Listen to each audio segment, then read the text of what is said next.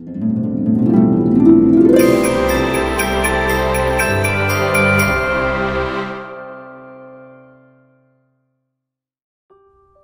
Carey is easily one of the most visible pop and R&B legends of her time, amassing smash hit after smash hit, famously accumulating 19 #1 hits during the duration of her well-established career. The songbird supreme is known for her extensive vocal range and catchy songwriting style.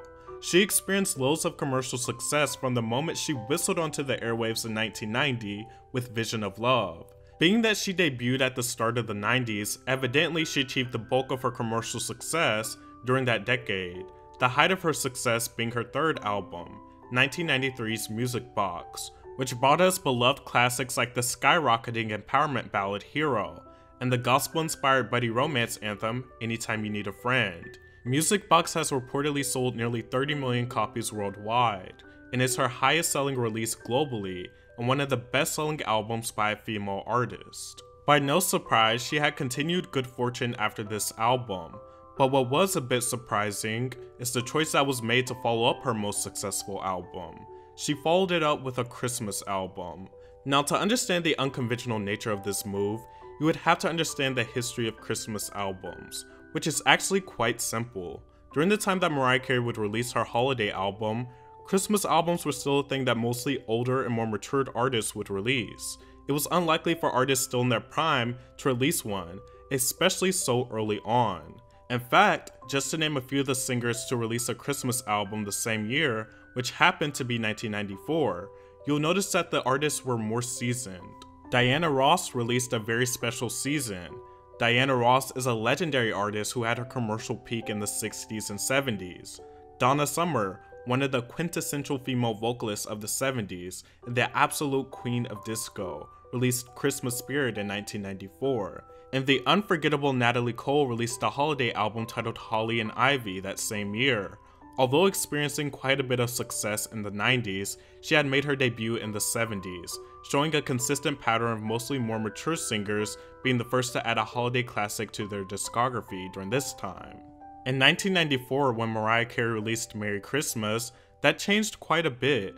You saw younger priming artists like the entirety of the 90s teen pop scene being more keen to Christmas releases. In 2014, Mariah's frequent collaborator Walter Afanasieff is quoted saying, "Back then you didn't have a lot of artists with Christmas albums. It wasn't a known science at all back then, and there was nobody who did new big Christmas songs." But what exactly prompted Mariah to create and release a Christmas album?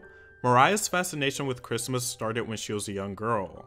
She never really had the perfect Christmas because her family was quite dysfunctional and would get ruined by arguments and what Mariah describes as a torrent of verbal abuse. She would have to witness this between her siblings and mother almost every single year.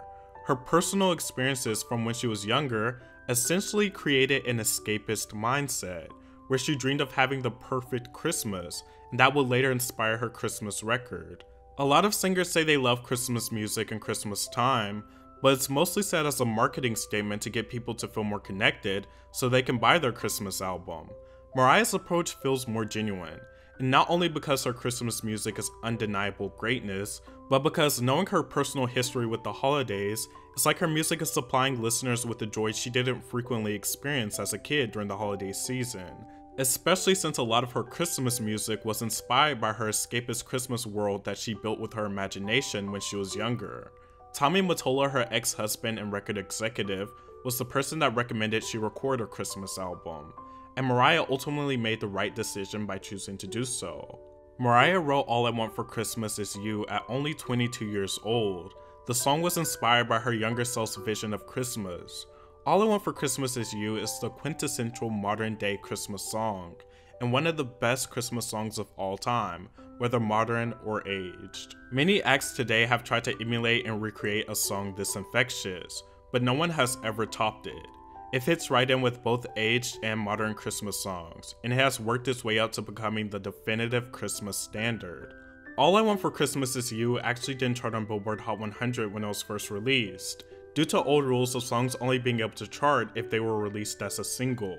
Over the years, it snowballed into what it is now, and finally reached the #1 spot in 2019, carrying over into 2020, becoming the first #1 single of the 20s decade, extending Mariah's record for the most #1 hits for a solo artist, a record-breaking 19 #1s.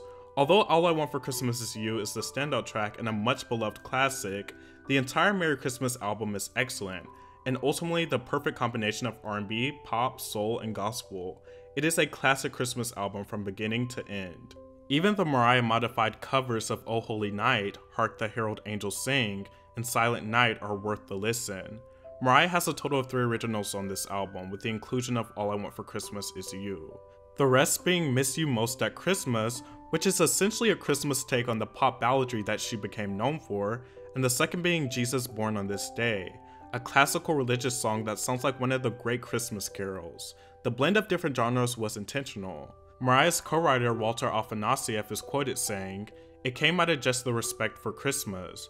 There are always 3 different areas that Christmas music goes into: traditional Christmas songs, fun kiddie songs like Rudolph or Frosty, and then you have your love songs, which are like chestnuts roasting on an open fire, I'll Be Home for Christmas, all of those kinds of songs.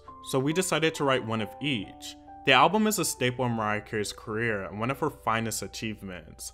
All I Want for Christmas Is You has taken on a life of its own. She's released a movie based on it, a book based around it, and as of 2017, the song has earned the singer a reported $60 million in royalties since it was released. Being that its popularity continuously blooms, it's only likely that it'll grow even more. Although it's had such an amazing legacy, Mariah wasn't as festive when she wrote the song, saying, "I wasn't in the happiest place when I wrote it. My life had changed so quickly, yet I still felt lost, wandering the wild borderlands between childhood and adulthood. My relationship with Tommy Mottola, who would eventually become my first husband, and so much more, was already getting weird, and we weren't even married yet."